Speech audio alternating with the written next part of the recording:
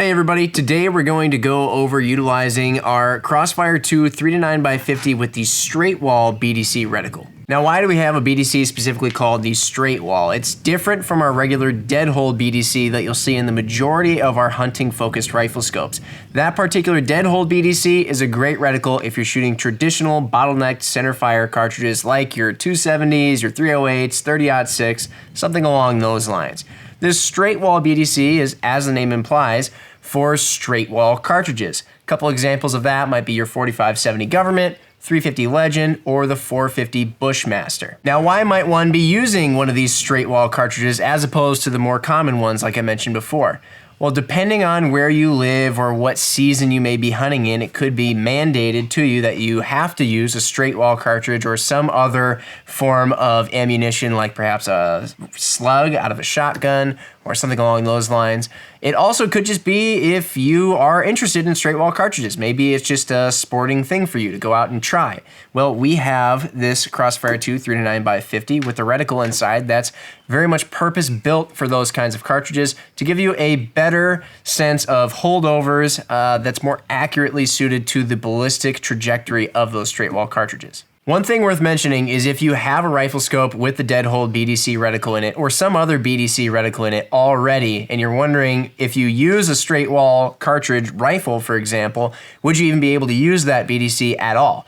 The answer is yes, you still can use a different BDC not specifically designed for straight wall cartridges. Chances are, though, that you're going to have to go through the process of chronographing that round, getting really accurate data on it, and then going through and figuring out how the MOA values of its hash marks will line up with the trajectory of your particular bullet. And chances are it won't work out to as nice, clean 50-yard increments as we have here with the straight wall BDC, which has been formulated around these ballistic trajectories. So what we have set up at our range today are some steel targets at 100-yard increments. This rifle is a 450 Bushmaster rifle, and it is zeroed at 100 yards. And we're going to shoot at 100 yards briefly to confirm, and then shoot at the 200-yard target as well as the 300-yard target. Like I said earlier, this reticle does feature convenient 50-yard increments for the holdovers. So we do have a holdover in there for 150 and 250, but you're going to get the idea if we just shoot at these nice 100-yard increments and then be able to apply that to your particular gun and scope later on. Now this first shot's pretty straightforward. We have this rifle zeroed at 100 yards. The reticle is set up for a 100-yard zero, so all we're going to do is center up the crosshair, that vertical and horizontal line, right on the target, and pull the trigger and it should hit right on.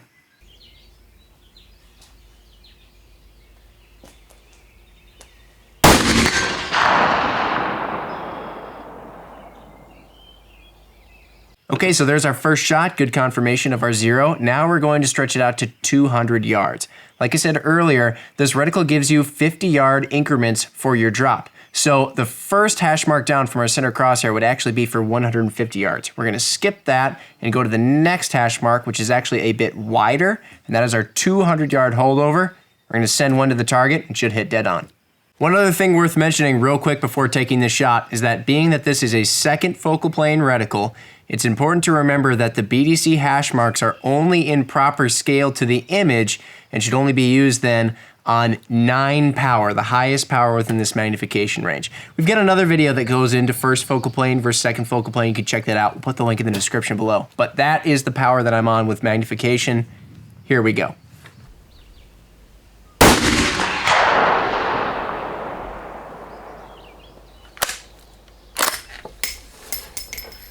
All right, so we got an impact at 200, maybe a hair to the left, but an impact nonetheless. And elevation-wise, it looked great. We're gonna move on over to 300 yards here now. And with 300 yards, again, we're going to skip that 250-yard hash mark, which is just the next hash mark down from the one we last used here. We're gonna skip that and go to our 300-yard holdover, which is actually the top of the thick post, where the reticle's thick post on the bottom then transitions to the thinner post. That is our 300-yard holdover. And we should be, again, dead on elevation-wise.